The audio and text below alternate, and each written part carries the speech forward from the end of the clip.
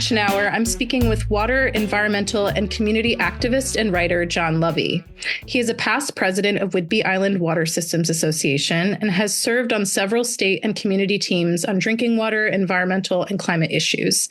John is a recipient of a Lifetime Achievement Award from the Washington State Office of Drinking Water and of the Island County Jan Holmes Coastal Volunteer of the Year Award. A 12-year resident of Whidbey Island, John enjoys hiking, biking, kayaking, and swimming on and around the island, and writing and speaking about his experiences. You can find John's writing at Mostly Water at johnlovie.substack.com. Thank you so much for being with me, John. Nice to be here. Thanks for having me. Yeah, I'm really excited for this conversation, which will happen in two parts because you are very knowledgeable about a lot of things. But two things that I want to cover on our podcast for our listeners is drinking water. Just going over the basics of drinking water, what it is, how it occurs, all of that. And then what the drinking water situation is specifically on Whidbey Island and Island County where we live. And then, I want to go into talking about sea level rise and kind of go over where you think that's headed and what you think we need to be doing about that.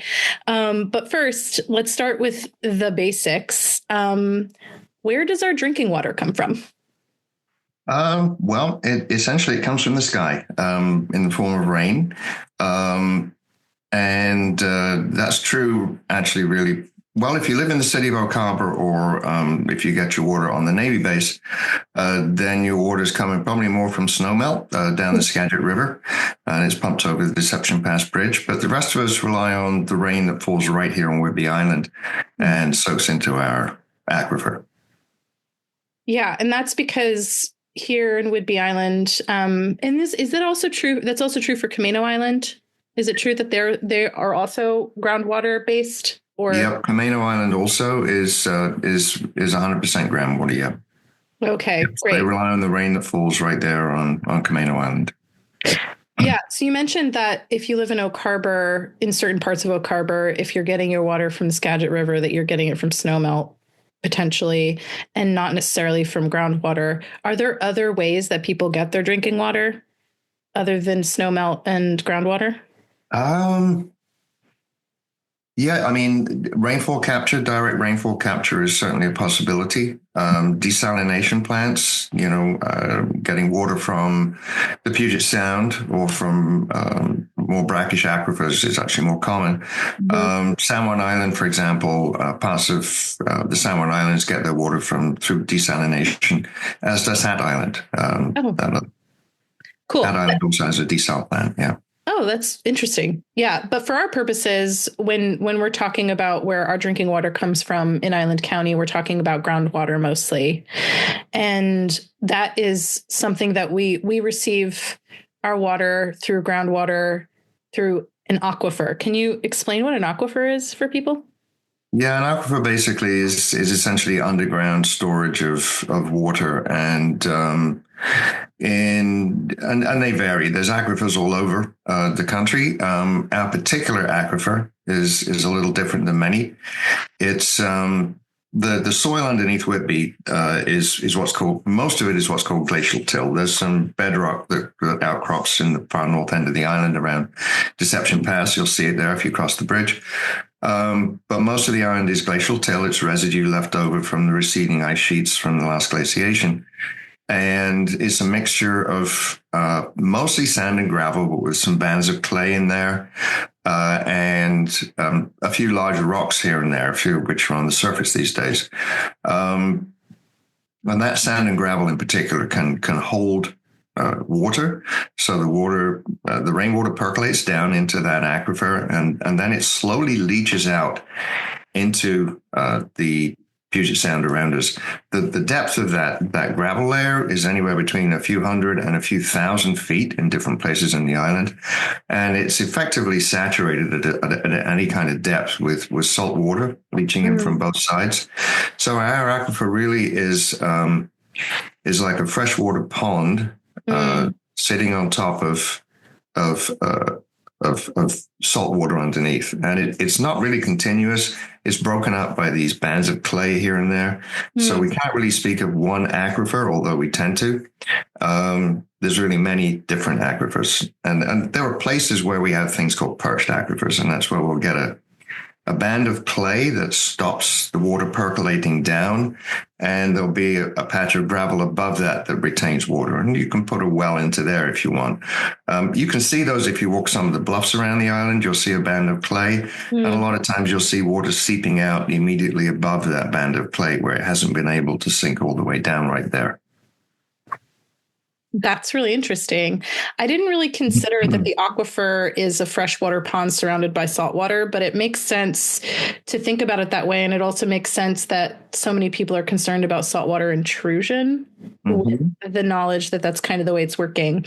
I also appreciate that you kind of explained that it's not one aquifer, but that it's many aquifers. And would you consider that aquifers, it's like layers of aquifer, or do you think of them as separate entities? It's layers. As I said, there are these perched aquifers. They're, the deeper aquifer, there may be subsequent layers of water as you go further down. But in most parts of the island, somewhere around sea level, you'll find fresh water. And as you go further inland towards the spine of the island, the top of that freshwater dome, if you will, is a little higher. And near the edges, it's a little lower. But if you, and I've taken a look at the county hydrogeologist well database, and the vast majority of wells on the island complete within a few feet, plus or minus, of sea level. Okay. So when rainfall happens, can you kind of explain with a little more depth, like how rain falls and then how rainfall becomes water in our aquifer? And then how is it that we can retain more water in that process? And how is it that we lose water in that process? Sure. And feel free to nudge me with additional questions as we go through that, because it's a big block. So the disposition of water that falls as rainfall, let's talk about some of those things. One of the first things that happens, and one of the most obvious things that people see is what's called surface runoff. So we'll see that water just running off. And a certain amount of that's fine. We do need some water in our streams. Fish like to swim back up there and things like that.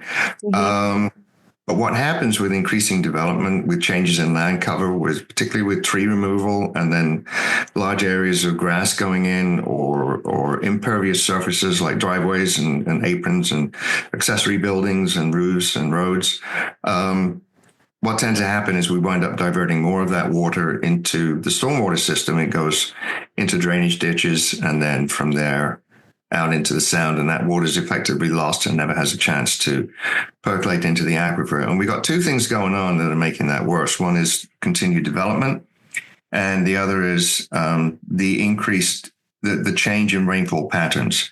You probably noticed we're sitting here in what used to be an unusually dry spring, but is becoming fairly common, and much more of our water is falling in heavier storms in a shorter period of time in the winter, where it does tend to run off and has less chance to percolate into the aquifer. So, measures like implementing low impact development standards, which encourage that water to be percolated into the ground, would be great. And we'll come back and talk a little bit more about how we can slow water down. I guess so that's one that happens. Another is evaporation and transpiration, and that is vegetation primarily, and that's okay. Vegetation needs to do that. I mean, forests use a tremendous amount of water, and they use it for growth. It's part of the component of photosynthesis, water and carbon dioxide. They also transpire water to keep cool. You drive around the island at certain times of year, you'll see this. It almost looks like the Smoky Mountains with this like smoke haze hanging over the forests. That's the trees breathing out some water to cool themselves down a lot of times. And the amount that's lost to transpiration and evaporation varies tremendously. In that area too, we have a few uses that are increasing our losses in that area. And one is a big one is lawn watering with sprinklers. If you're throwing water up in the air in the middle of a hot summer day, a lot of that water is disappearing into the atmosphere before it even has a chance to hit the ground. And the same if you're just plain putting too much on. So I know our farming community is very tuned into that to try and have water, use water on crops in an efficient way that doesn't lead to a lot of evaporation or excess runoff for that matter. But yeah, domestic use for lawn watering in particular, but also things like power washing can cause us to lose more than we should through evaporation. What are we on to next? Some of it does, yes. I have two questions based on what you just said. And one has to do with the change in rainfall patterns, because I was reading something about this, how this is something that's happening across the country, is that drought actually creates conditions where the soil hardens in a way that it cannot receive the water in the same way. And when rainfall, even though these extreme storms are happening and there's a lot of rainfall happening at once, it's not being absorbed into the ground because of the prolonged drought period. Is that accurate?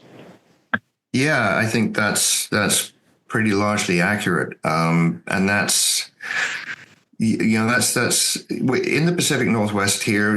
We are used to dry summers. We are dry summer Mediterranean climate. Doesn't feel terribly Mediterranean at times, but that's officially what we're called.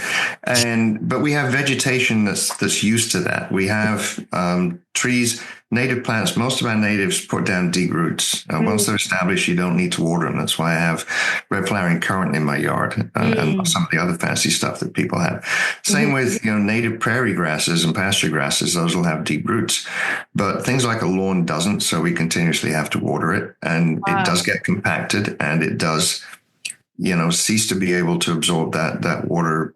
You can't win, because if you water it, you're wasting water. If you don't, it can get hard and not absorb as well. I think it's less of an issue here perhaps than it is in other parts of the country, but it's definitely something to keep an eye on. But, investing in native plants and planting native plants, is that helpful in terms of keeping the soil in a condition to both receive water for the aquifer and, maintain the... Yeah, it really is, because the crazy thing is, if I, around my native bushes, I'll see grass growing there that's green in the summer where it's brown elsewhere, because those plants will actually help water come up from depth, from a few feet down where it is still pretty wet, and it moves that water up to the surface where not just the tree itself, but other plants can benefit from that.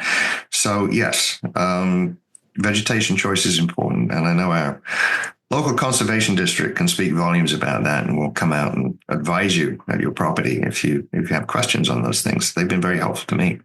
Yeah, I love that. That's great. The other question I had was kind of related to that, which has to do with the forest. How you mentioned that our forests use a lot of the water for different processes, but isn't it also true that forested areas help to hold water as well? Yeah, they do. And in fact, forests are one of the best areas for aquifer recharge. So let's move on to that. It's a relatively small percentage of our water that actually works its way down into the deep aquifer, where we can tap it for drinking water. And forests are one of the better places where that happens. I have read that old growth forests are actually not quite as good as newer forests for that. Because, the more mature trees have a very advanced canopy. They're really, really good at not letting that water even hit the ground. They're good at kind of trapping it on the leaves and absorbing it up there and at the higher levels. But we have almost none of that left on Whitby, so it's not like it's causing us a problem. It would be lovely to have more. But yeah, the forests that we do have are one of our best areas for aquifer recharge. Another one is our wetland areas. Those wetlands. Areas. Absolutely. So I don't know how we got into this topic when we originally started talking about drinking water, but can you explain to me what subsurface flow is? Oh yeah, it's subsurface flow is really interesting. It's one that people aren't kind of as aware of. The others are pretty obvious, but what happens to a tremendous amount of the water that falls on our soils is it'll go down a couple of feet, and then it'll start moving. And it moves out towards the sound, and it's moving a lot of times a little bit faster than the water in the deep aquifer. And I think it's reasonable to say that it's an area that's not terribly well studied, but there's a tremendous amount of anecdotal or similar evidence for it. I mean, if I look at the area where I live over near Eustis Bay, and I go back and look at the T sheets from 1872, which is still out there, they actually have a couple of little streams marked. One runs kind of right down Sunlight Beach Road next to where my house is now. There's no sign there of a stream at all. But what we do still have is a sandbar. And sandbars are oftentimes formed where we have surface water coming out that's interrupting the drift of sand along the beach. You know, our beaches are mostly formed by eroding bluffs, and that sand drifts along and forms a beach. Where it gets interrupted, that sand gets pushed out and we'll tend to get a sandbar. And you'll see that in many places on the island. And there's one here that's basically unchanged since 1872, probably a lot longer. And it's hard to see what's pushing it out. But when you look closely, you can see that there is a freshwater seep. Effectively, we see fresh water leaking out into maintaining a wetland at the bottom of the hill here, and then from there leaking out under Sunlight Beach Road and keeping that thing in place. We also know that all the original wells in this area were all along what's called the spring line, where we'll still sometimes see water coming out of the ground spontaneously. And that's evidence, all of it, of that underwater transport layer where this huge amount of water is moving down towards the sound. And the crazy thing is, it doesn't happen everywhere. It happens here. Max Welton's another one. You know, we see the surface stream in Max Welton, but relative to the amount of rainfall that falls in the Max Welton Valley, it's nowhere near enough to account where it's all going. But, you know, I have friends on Max Welton Beach, on the beach side of the road, that have wells right there that are 50 feet deep and are not seeing salt water coming in. So there's some pretty powerful underwater flows out into the sound that I don't think we have a tremendously good handle on, but we should study much better, because it would give us a really good idea where we can safely tap more drinking water and also be. I appreciate you clarifying that, because as you're talking, I'm thinking of the ways in which, you know, I understand water movement based on streams and creeks that I can see and rivers. But it seems like on Whidbey Island and Camino, I'm sure as well, that like there is like an underground stream and creek system. It's just beneath the surface, and we don't see it, but we see the results of it. You know, in terms of where you can tap a well, but also I'm sure what vegetation grows around those areas, and, you know, the fact that there is water movement happening right underneath the surface. And it would be very cool to know exactly where that is and to be able to map it. I don't know. I know we want to talk a little bit later about what tools we have for measuring and mapping, and maybe we could get back to that. For sure. But yeah, I guess I'm wondering, you know, to go back to just rainfall in general and thinking about rainfall and how it becomes drinking water through our aquifer. Do you have a sense of how much of our rainfall becomes drinking water?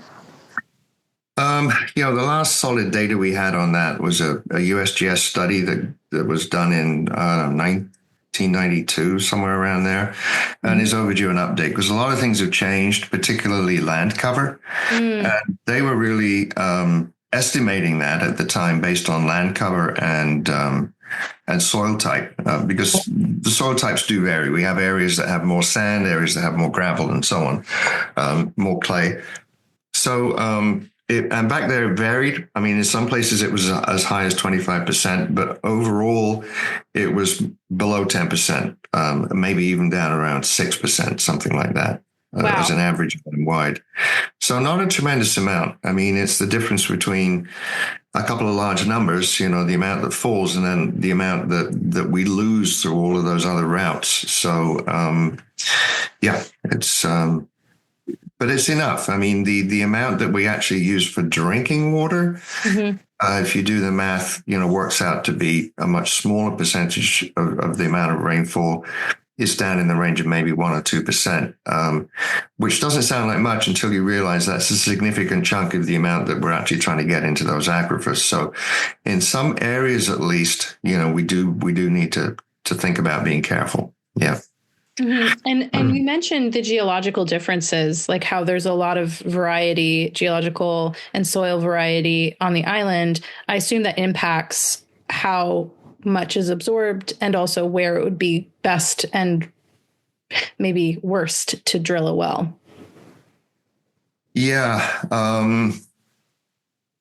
Yeah, we have areas where the aquifer recharge is just not as good. The rainfall varies tremendously over the island. I mean, down near the ferry, we're getting maybe 40 inches a year. And all the way up at the north end, near Deception Pass, we also get a lot. But a lot of the space in between is pretty rain shadowed. So in Coopville on the prairie, you're talking maybe less than 20 inches a year.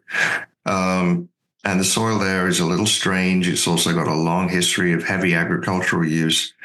So, well siting in Coopville in that area is a little bit trickier. We got a few other random areas where the water quality is just not very good. And a couple that spring to mind is the north side of Penn Cove, and also some parts of the east side of Holmes Harbor. We're kind of branching into a different thing here. So there we go. There's a lot of what's called dissolved organic matter in the soil. And a lot of parts of the island don't have that, but these areas do. And most of the water on the island really needs to be or should be treated for coliform bacteria, because that's definitely a major health hazard if you get it. And there's a water system close to me that's been on boiled water for almost a year because they have an unresolved issue with E. coli contamination, which can be very serious.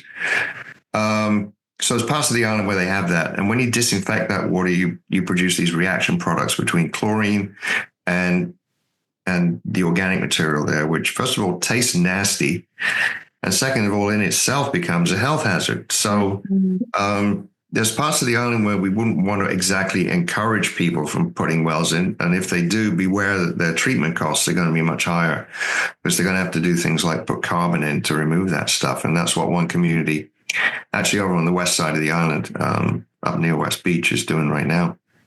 Well, I'm very curious about that, because when we're talking about groundwater and drawing from the aquifer, we are indirectly talking about drilling wells, because wells are how we get our water, right? The majority of places there isn't really, is there a sewer system anywhere on the island? Well, there's several. I mean, the city of Oak Harbor has one for sure. Town of Coopville, city of Langley, and Penn Cove Sewer and Water District, to name but three. There might be another one or two out there.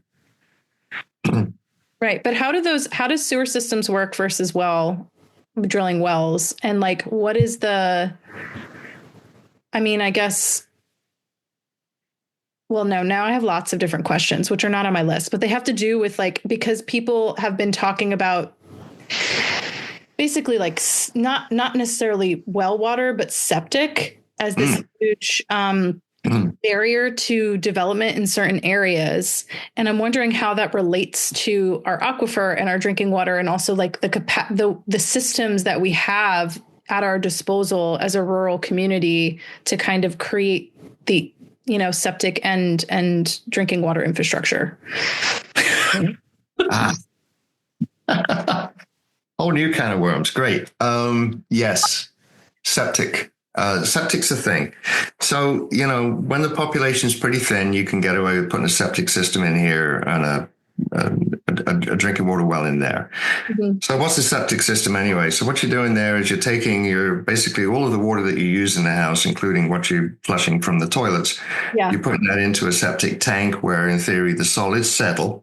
And then the liquid goes off into what's called a drain field. And that drain field allows that liquid, which is supposed to be fairly clean at this point, to percolate down. And yes, it eventually winds up back in the aquifer. Well, fairly obviously, you wouldn't want to put a well right next to a septic system, septic drain field.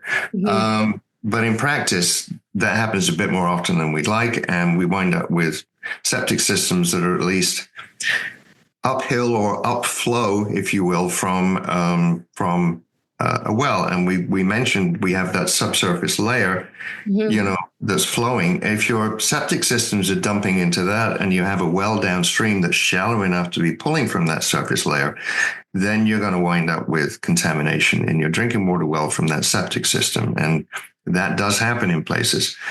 And we usually track something called nitrate.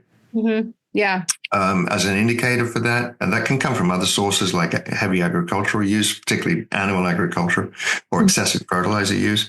But most of it that we see on the island is coming from septic systems. But it's just a marker. Where you're seeing nitrate from septic, you're going to be having other things. You're going to be having a risk for bacteria, but you're also going to be having medications, chemotherapy drugs, birth control pills, all kinds of other stuff dissolved in that, household chemicals that are going to work their way in there. And we don't really track those. They tracked them in the sound. The one they picked, I'm digressing here, but it proves the point. Yeah. The one they picked in the sound was caffeine, and they found it spikes every Christmas because of all the chocolate that people consume. And they didn't want to scare people, but they did want to point out that, Linda Mapes from Seattle Times wrote an article with a brilliant title. It was called Puget Sound Salmon Are Doing Our Drugs. And, and they totally are. And most of that's coming from the municipal sewer systems, but it's coming from septic systems too. So septics are a problem. We do have a few sewer systems on the island. Some communities have what's called large on-site septic systems, where basically it all gets pumped into a larger community septic system. And there's also the possibility of everybody having their individual septic tanks, but then that liquid part gets pumped up to a community drain field. We see those on the island too. And those are all slightly preferable to the huge amount of individual septic systems that we have, which are making it increasingly difficult to site wells. Well, I'm wondering, so to that point, talking about the community, septic systems, can you kind of explain the community well water systems as the former president of the Whidbey Island Water Systems Association? Yeah. So, where to start? Clean Water, Safe Drinking Water Act, probably, which is about just had its 50th birthday. Happy birthday, Safe Drinking Water Act.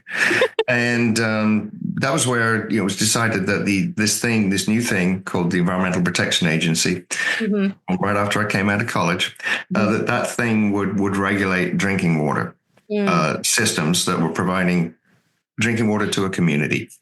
And communities, wells, as far as they were concerned, were 15 and up. And anything smaller than that, they called a private well and said, we're not going to regulate those. So we wind up with, but then we wind up anyway with a lot of those community systems. We have, I think, 240 in Island County.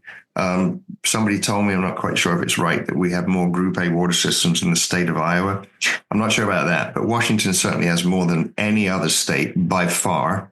We love community water systems. So I'm on one. It's a small one. The area that I live in, which the county is designated as a limited area of more intense rural development, a LAMERD. Yeah, we're really good at acronyms too.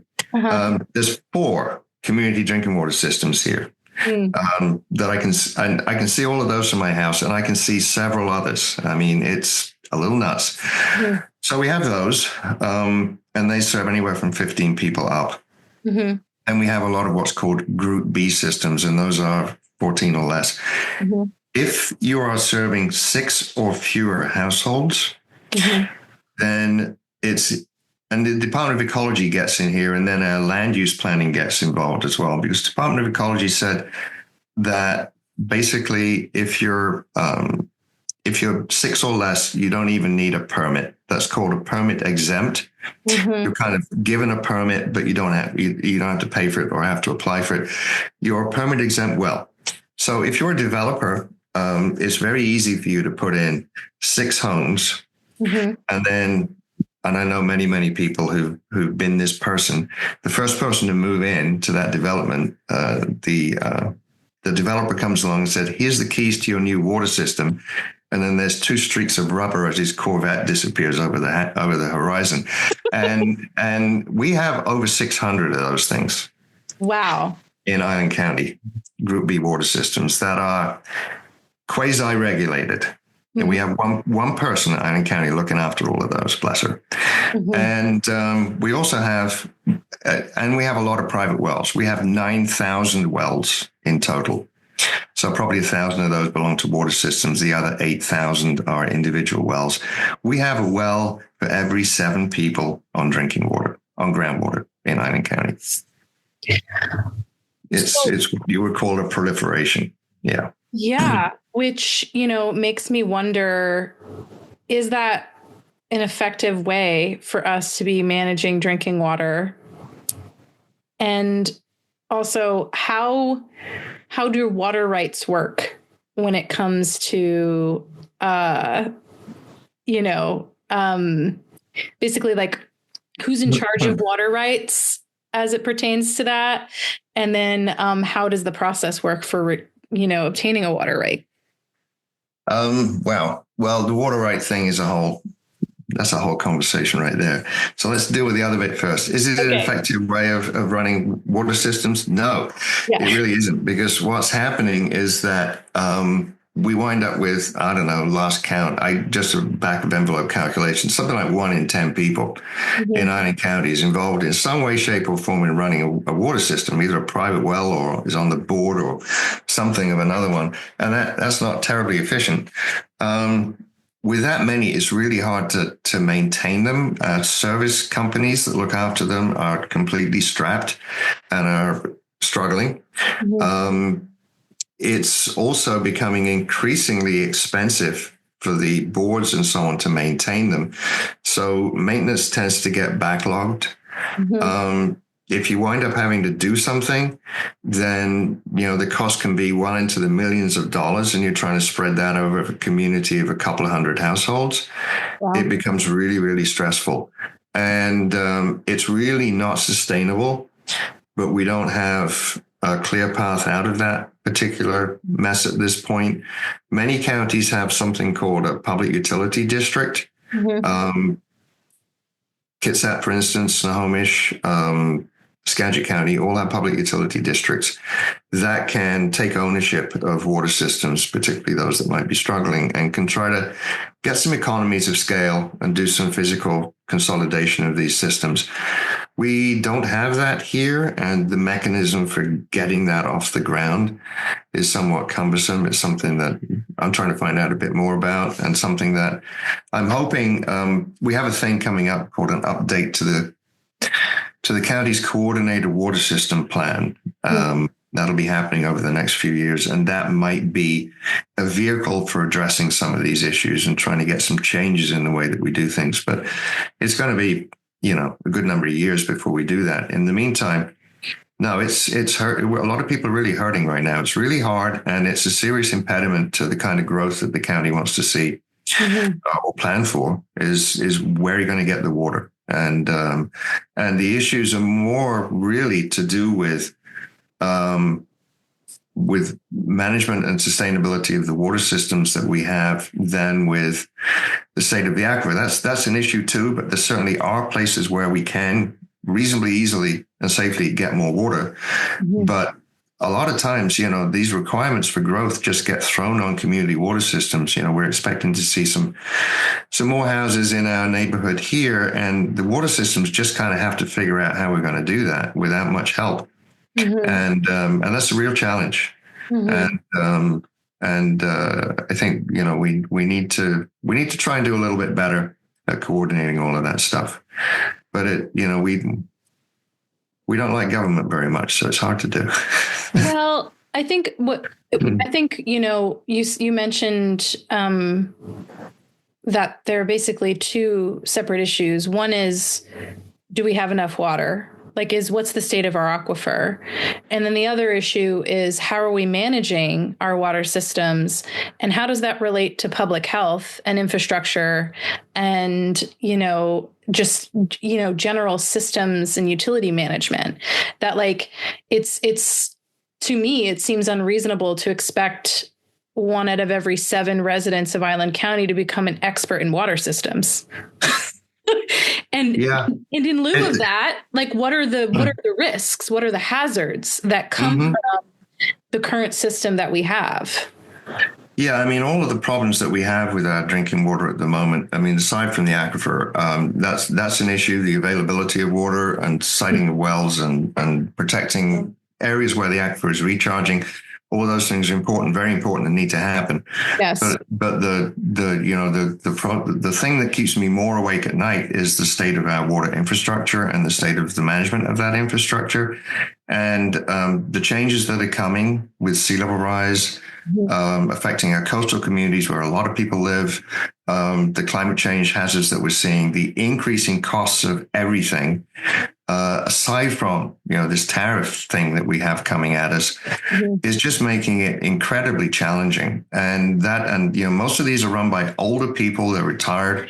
I mean, I'd be young for an average age of a water system board, and I'm 73. So it's on a collision course with the county's expectations for growth, and it's just really hard to see how that's going to happen without a lot of pain. So I'm hoping that, we can find some venues to have conversations around making that work a little better. But yeah, it's a major problem, and it's the cause of a lot of headaches. And water rights is part of that picture too, if you want to dive into that one. Well, yes, like now that we've kind of talked about infrastructure, I want to mention water rights because I feel like that is a complicated process, and I would love for you to kind of dive into how that works. Yeah. Well, the short answer to how it works is it doesn't. It's not very good at water rights systems. So, and this is true for the whole of the Western United States. And it's part of it is this concept of first in line, first in right. So, the first person to. So what is a water right? Let's start with that. Yes, first. I was going to ask you. That's a really good place to start. So what a water right is, it's the right to withdraw water. We're talking here just about groundwater. There's surface water rights as well, but they are a whole nother thing that I'm nowhere near as well versed in. So this conversation applies to groundwater. So it's a water right is the right to draw water from a specified point of withdrawal. That's typically going to be a well, and apply that water or put that water to beneficial use. So we've got a couple of terms here: point of withdrawal, beneficial use, at a specified place. So all of those need to be in a water right. And then the water right will grant you two things. It'll grant you a maximum rate at which you can withdraw water. And that's really a function of the well. How much water you can pull out of that before it damages the aquifer, sucks air down to the well, or damages somebody else's well next door to you. And the other part of it is the amount that you can use, and that's usually specified in what's called acre feet, which is just a volume measurement. It's the equivalent of a foot of water on an acre. An acre's 45,000 square feet. So that's 45,000 cubic feet. You multiply that by about 7.5 to get to gallons if you want to do the math at home. So that's what a water right is. Okay. And water rights travel with the land. So it means if you sell the land, that water right is going with that land. And that can become problematic with subdivisions, because if we're not careful when a property is subdivided, part of the property winds up with the water right and the other part doesn't have it. And that happened to some people here on the island who were donated land for a farm, only to discover it didn't have water. And they were fortunate that the county worked with them to help them get a water right for that, but it wasn't automatic. So that's part of the problem. The other part of the problem is with that land ownership, because for historical reasons that go back to the Donation Land Claim Act of the 1850s, an awful lot of the land in the Western United States in general, the old Oregon Territory and Whidbey Island in particular, has been in the same family since the 1850s. And that becomes problematic also. It gives, certain families a huge level of control over where development happens and how, and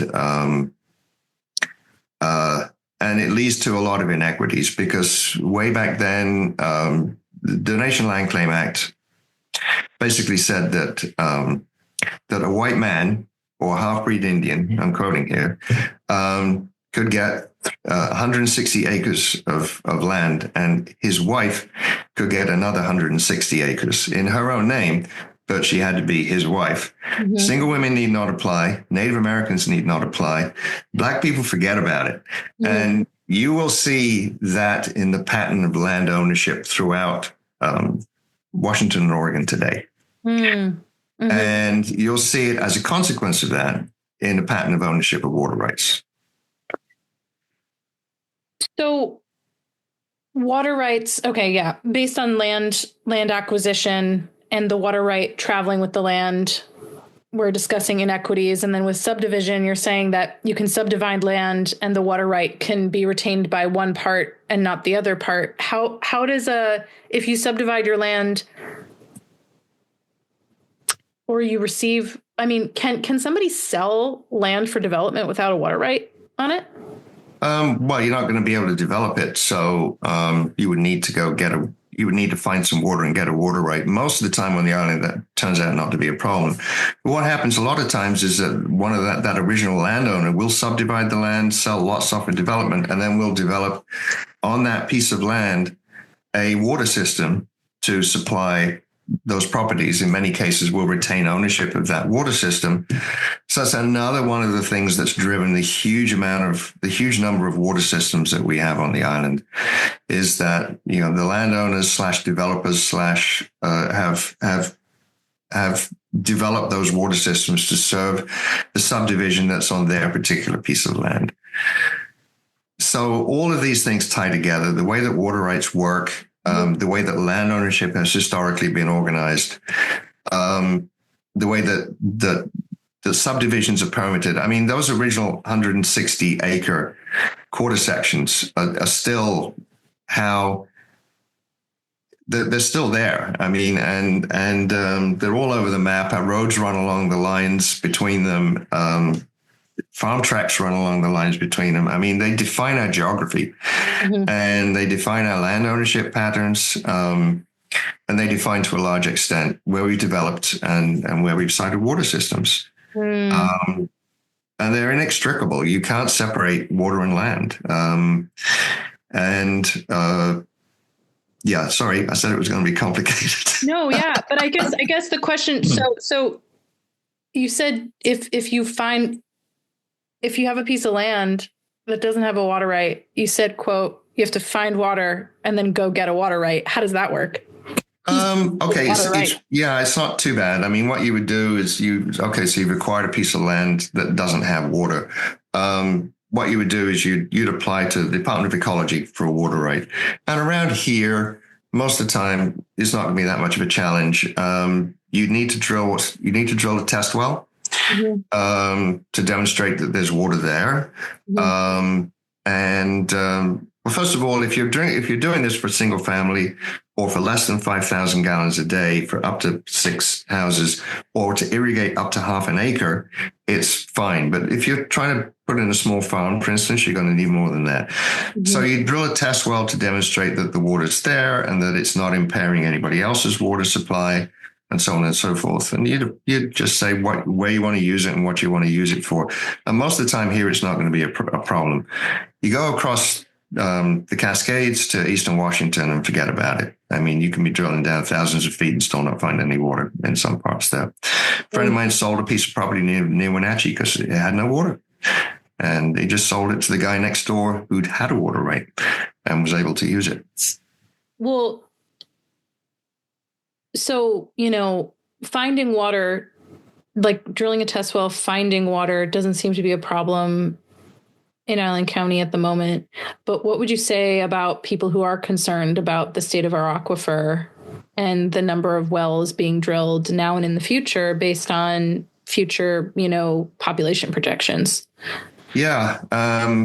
what we've done with that combination of, so let me back up a second. If you wanted to put in a new Group A water system to supply, say, 50 homes, that water right process is much more intensive and expensive. You're talking about cultural surveys, hydrogeological surveys, all kinds of stuff. You're looking at hiring somebody to do that. You're looking at paying the Department of Ecology to process that information. You're talking maybe 50 to 100,000, including the test well. You're up to probably something like $400,000. Wow. Water systems that are going through just a change of point of withdrawal, trying to find another place to site a well, is costing that kind of money to go through the process.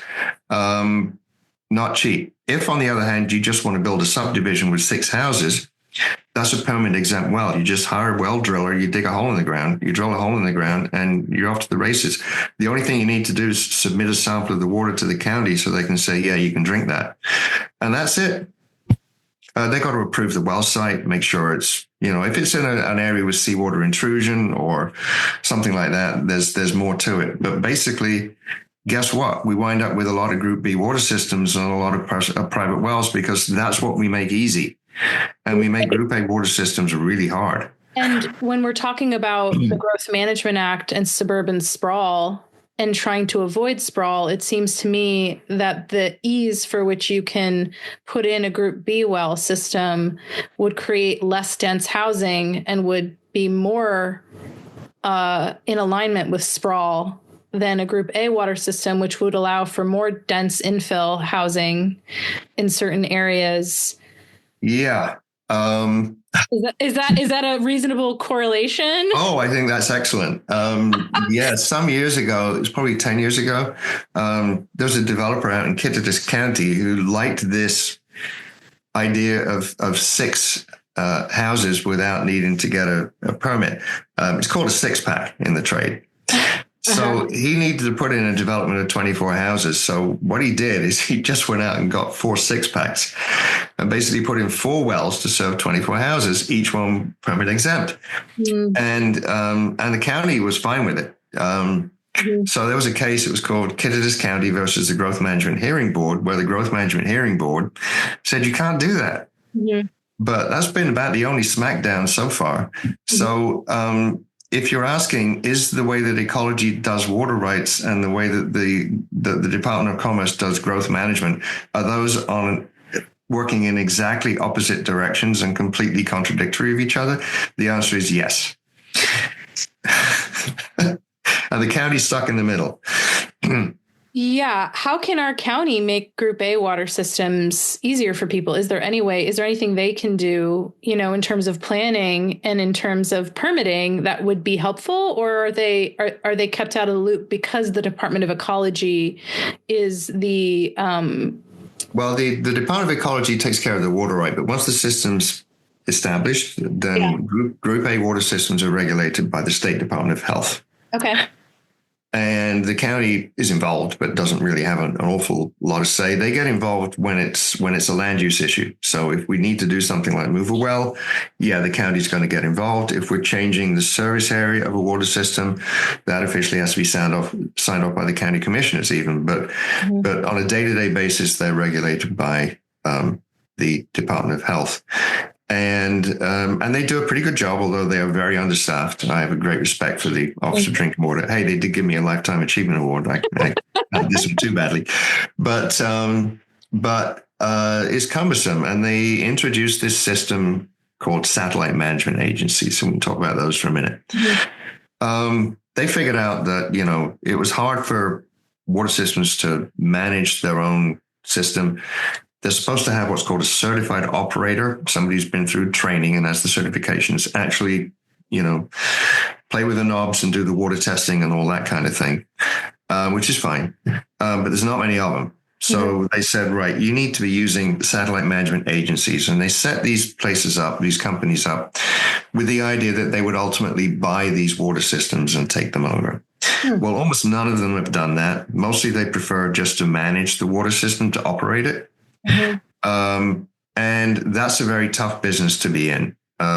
It's tough to get the water systems to pay enough for those services, and it's tough to hire the operators.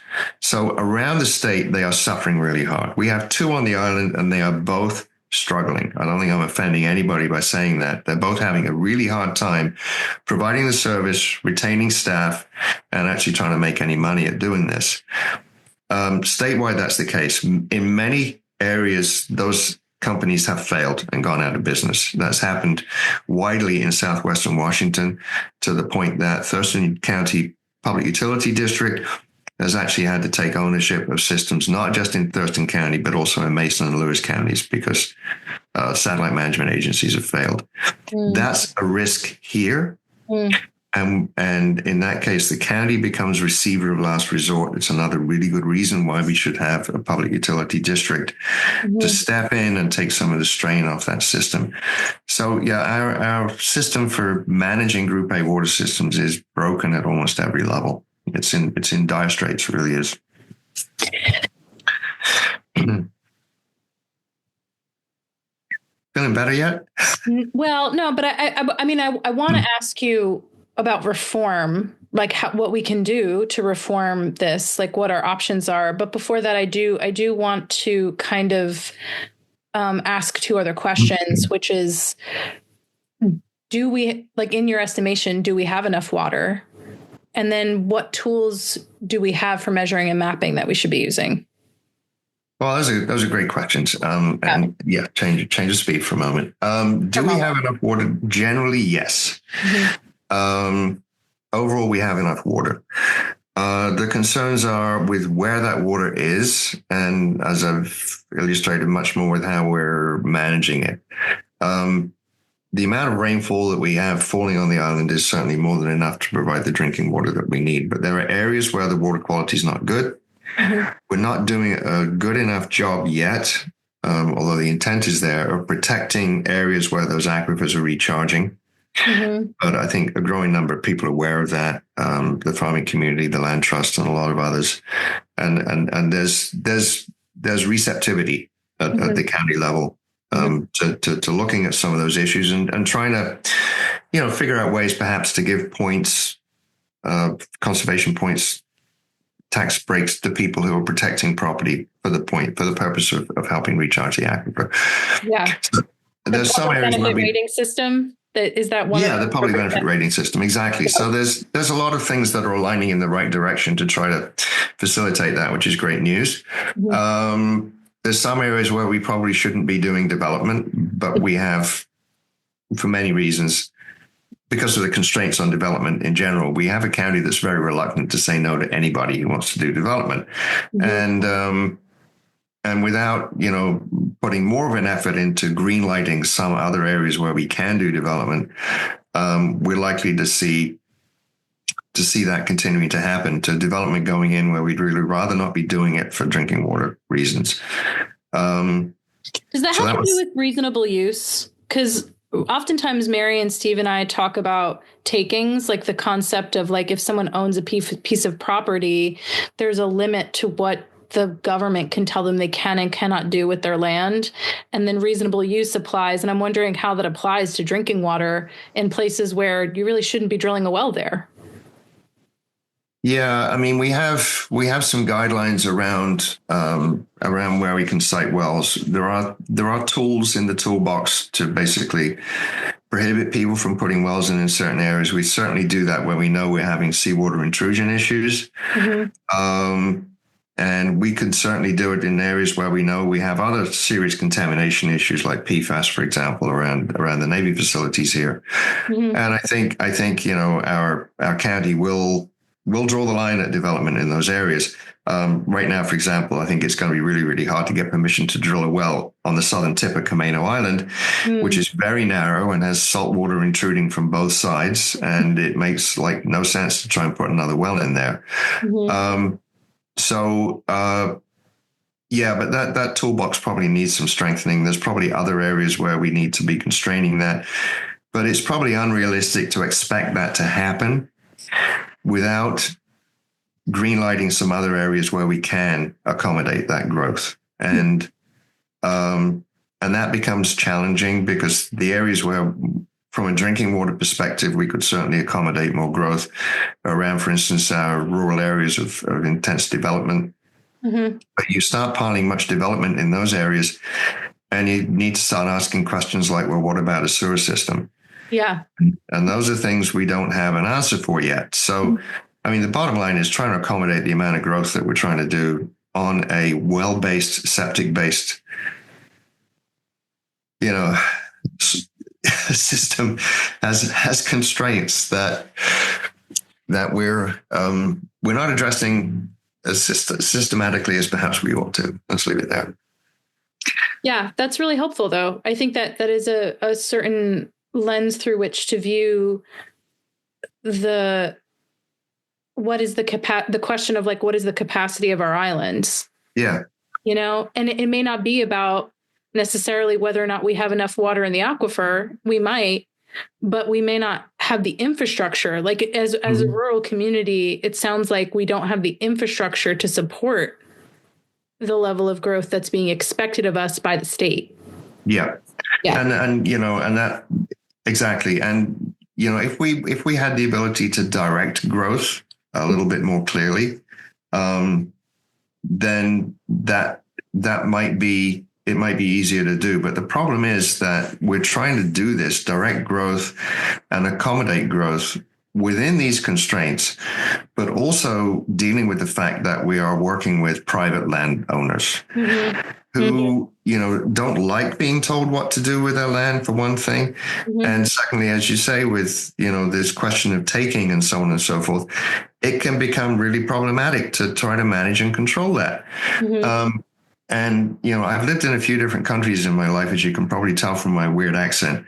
But this is a mostly uniquely American phenomenon, this prioritization and placing on a pedestal of private property rights and land ownership above almost anything else. And when you land here from another planet or another country, it's just bizarre because there's so little control, and that we have to do this within the context of nudging and persuading and steering private landowners to do the right thing with their particular piece of land. Got back last summer from a trip to Finland, and we wound up staying in this log cabin on one of the islands in the Turku archipelago. And we wound up talking to the owner, and that's a funny story in itself, but I'll leave it out. Anyway, he told us that he had to build it in a hurry. So he bought this log cabin from a kit and just had it assembled in a matter of months on this site. He said, if I hadn't developed it, we'd had it in the family for 40 years. The city was going to take the land back if we didn't develop it. I mean, can you imagine something like that? You haven't developed this lot. We're taking it back. We're going to give it to somebody else. I mean, it couldn't happen here. So we have no control is the problem. We have to do this within the land ownership framework that we have. And as I illustrated in some of what I was talking about earlier, in a lot of cases, that's people who've been here, for a century and a half. And there it is, so it's not easy. No, it's not. And it reminds me, I mean, the reason why I think I'm so impressed by the concept of subsurface flow as it relates to private land ownership and our very limited understanding of land ownership in terms of like the boxes or the parcel ID cutouts that we have, the tax classification of what you own doesn't at all account for the flow of water, which is going from one property to another all the way out to the sound. The water does not recognize land ownership. It does not move based on land ownership unless you dam everything, right? Like people, but then, but beyond that, it doesn't operate in the same way as our concept of what land ownership is here. Right. And I mean, technically the groundwater is owned by the state of Washington. And it's managed by the state of Washington in trust for the people of the state of Washington. So we own it collectively. Yeah. But there's a good number of people out there who are convinced that they own the water under their land, and they own it no more than they own the mineral rights or the air rights, and they don't own those either. So it's complicated, but we don't regulate it in quite that way. Surface water is recognized, particularly if it's flowing. It used to be, including wetlands, as waters of the United States. Thanks to that decision in Idaho, wetlands are no longer waters of the United States, but Washington, fortunately, does have good wetland protections. But groundwater was regarded as being a whole separate beast. I mean, it was not considered connected to surface water at all. And we now know that it very definitely is.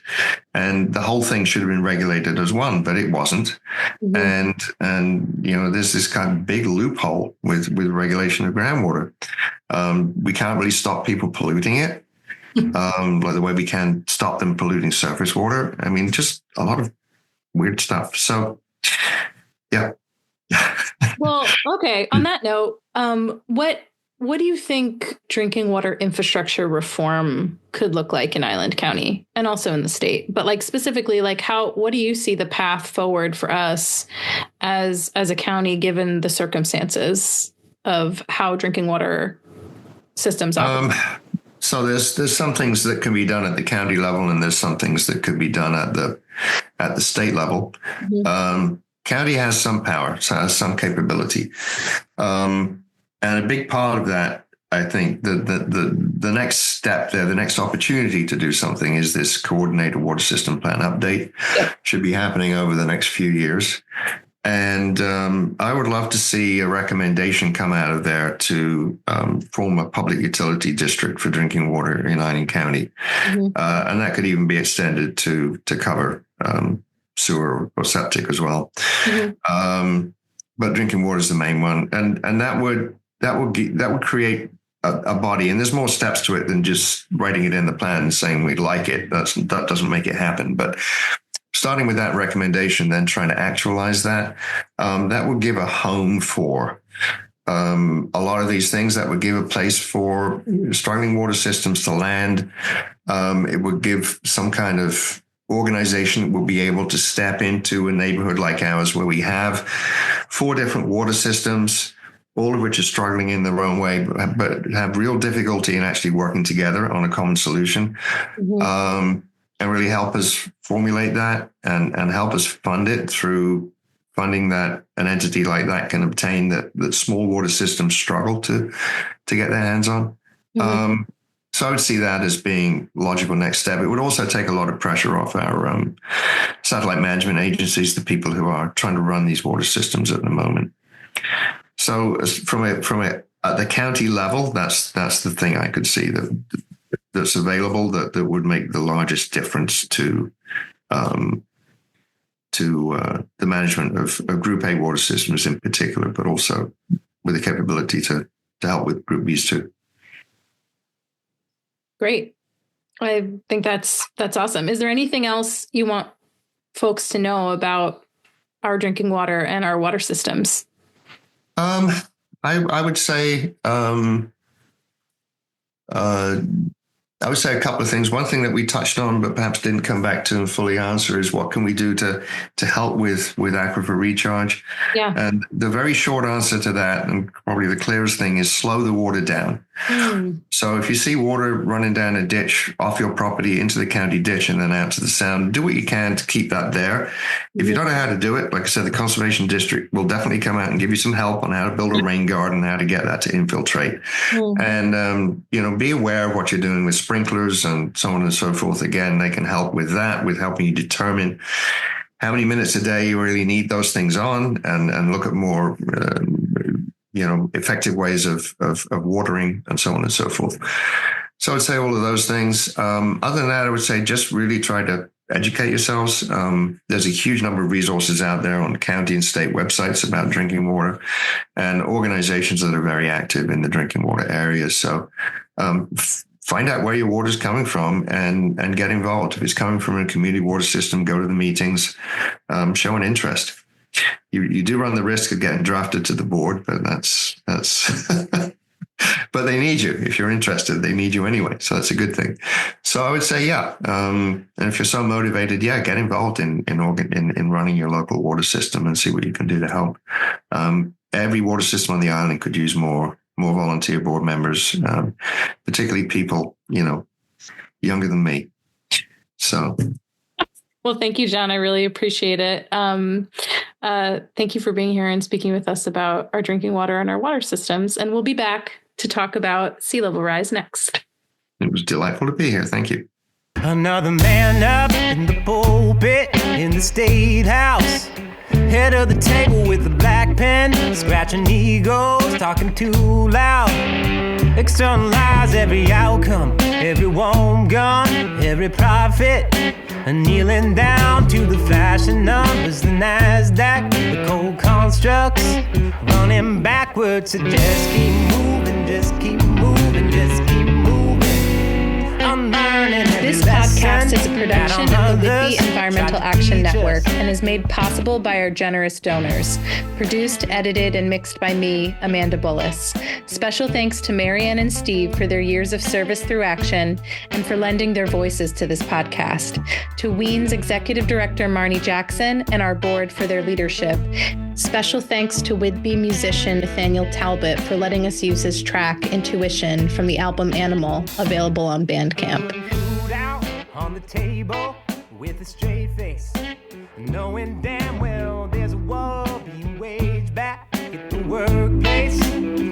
Every day on your paycheck, a volume of confidence against the idea of your body being put into your own hands. So please don't hold it, please don't hold it, please don't hold it back. Unleash the power, the straight logic of compassion. What I need now ain't that old religion or the cold hard facts. Just need a woman's intuition, get us on track.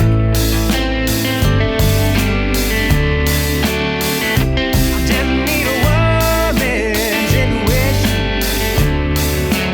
get us on track.